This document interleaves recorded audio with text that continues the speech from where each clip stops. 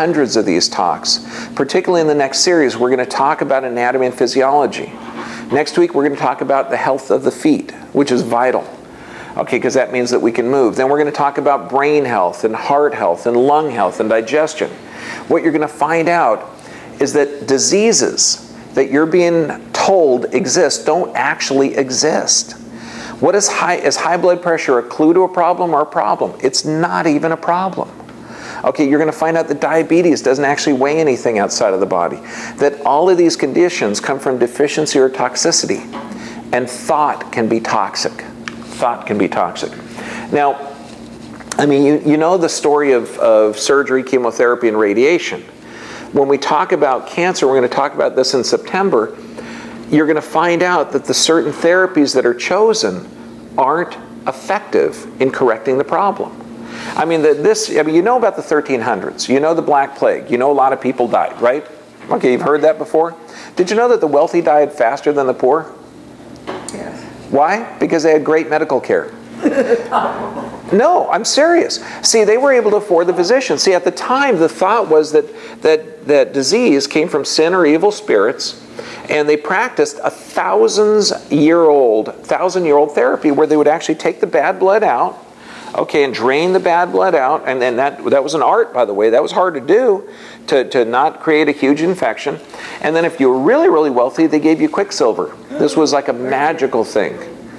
You might know quicksilver. That's where the term quack came from. It's called mercury, okay, a deadly poison neurotoxin.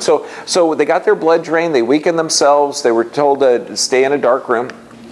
Now when you look at these therapies, and these are supposed to be cancer therapies, no, cancer doesn't cause you to lose your hair, okay? It's poisonous does, okay? They kill fast-growing cells. So the quality of your life depends on the quality of questions you ask. So it's radically different. When we talk about this, you're going to see there's multiple cures for cancer that are unavailable to the doctors today because it's illegal to talk about this. Okay, and in September, on Labor Day weekend, there's a 3-day cancer control conference up at Universal Studios just a few miles from here. I recommend you go. It's the 40th year they've done. And you'll see cures for cancer. Huh? What's alternative? It's both. Well, is it alternative? I wouldn't say so. Okay? It's radically different. It's normal therapies in other countries. In this country, it's not available. So it's not an alternate because if you go to medical care in this country, you're not going to get the advice on it. So I wouldn't call it alternative. It's radically different. Okay, now, I mean, and this, exercise is better than drugs for depression. I mean, understand, why would exercise be better? Do me a favor, take a deep breath in, blow it out. You just shifted from acidotic to alkaline just with breathing. Okay? So now do you think breathing is going to be important in meditation? Yes or yes? Yes. Okay. Since the brain burns 25% of the oxygen, do you think maybe to get the brain set up so the mind functions that breathing is going to be important? I know. Isn't that good the way I put the lung thing in there? Okay, so, and also, you're going to see breathing moves the lymph, and lymph is like the poison system in the body. So now this is it. This right here, I've already written this down for you. One of the things you got to look at is what meditation isn't. Okay? It's not problem solving, although, you know, when you get out of the O state, you're probably going to have a couple of solutions for problems. It's not prayer. That's different. Okay? Meditation is listening to God. It's not visualization, although you might see some things when you get into this hypersensitive mental state. And the goal is to achieve an O state. What an O state is a blanketing of the brain, okay, where you're free of any standard thought patterns, okay, and which is hard to do. So the prep technique, and this is huge because if you're meditating, a lot of times you're going to try and sit quiet. And when you sit quiet, what's going to come into your brain? Chatter. Yeah, all the time. Oh, that bill coming up, or I should be doing this, or oh my gosh, I forgot this, or that person really pissed me off, or this, oh my gosh. Okay, so you got to settle down that chatter. So first off, you start off by 10 rapid deep breaths, okay? And what I always do is do this sitting down, okay? I put my hands on my legs, lean forward a little bit so my belly can move in and out, because you want to hyperoxygenate. Now, if you feel dizzy, you're sitting down. If you've never done this, you're going to feel dizzy. After you've been doing it for a few years, you're not going to feel dizzy, okay? So 10 rapid deep breaths. Okay, ready? Okay, we're going to start off, and I mean rapid. Okay, go.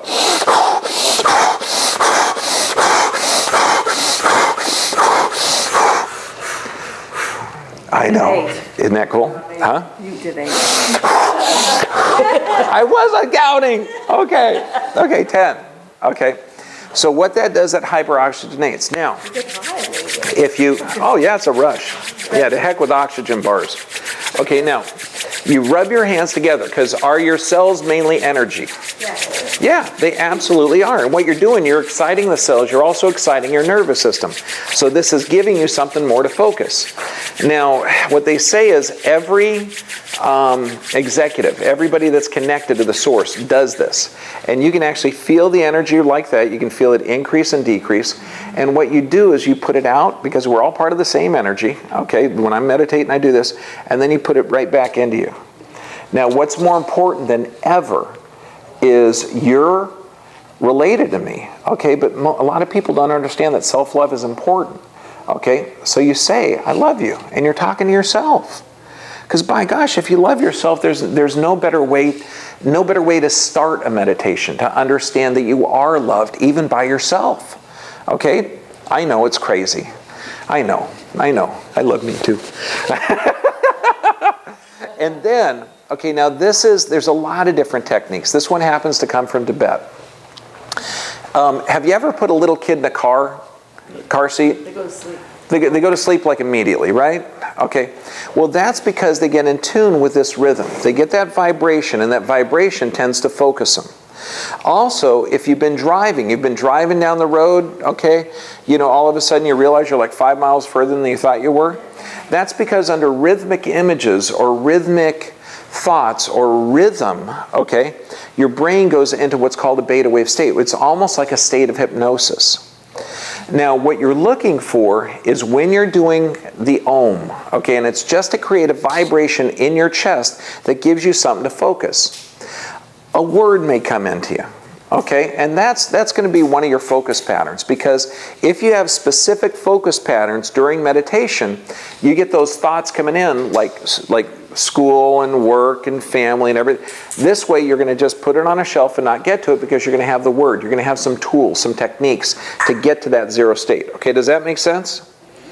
So what I do is the Om. And what you do is you breathe in naturally, not extra deep, and you breathe out. Om. So try it.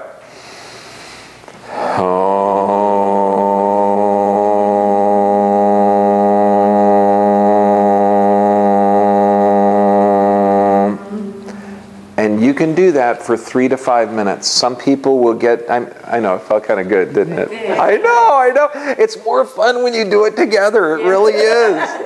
It's so cool to be on the same planet. I know, I want to put an orange robe and go to Tibet, because it is. We are the same family.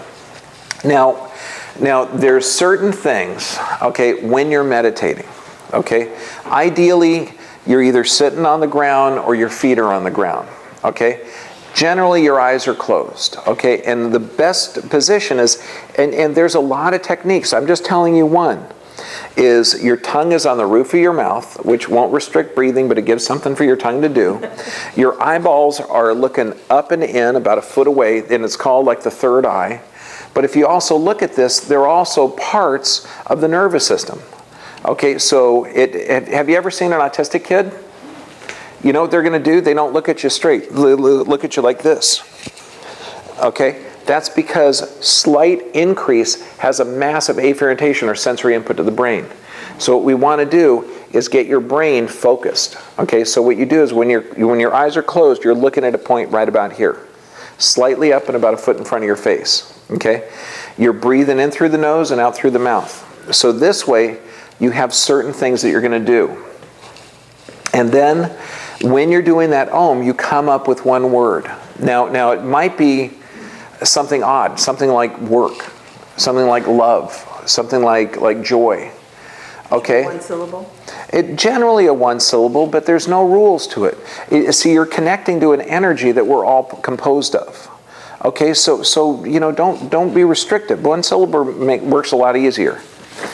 And then you do the hand positions. Now this is a little bit different. And like I was doing it a few weeks ago, and I came up with the word joy. And I thought, that's a dumb one. I don't use that term, regularly. I don't say, yes, I'm experiencing joy today. No, that doesn't make sense. But to me it did, because now the hand positions are different.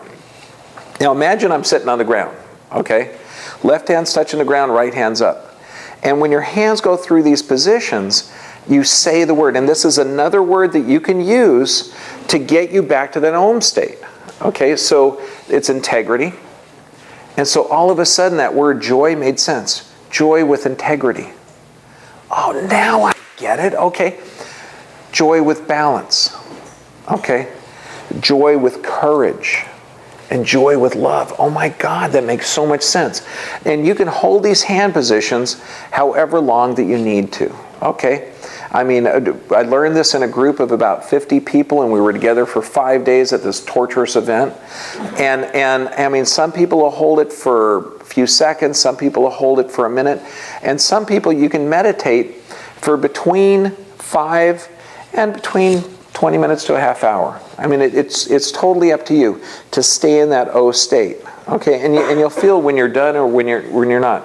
So the hand positions, left hand's touching the ground, right hand's up. This is integrity.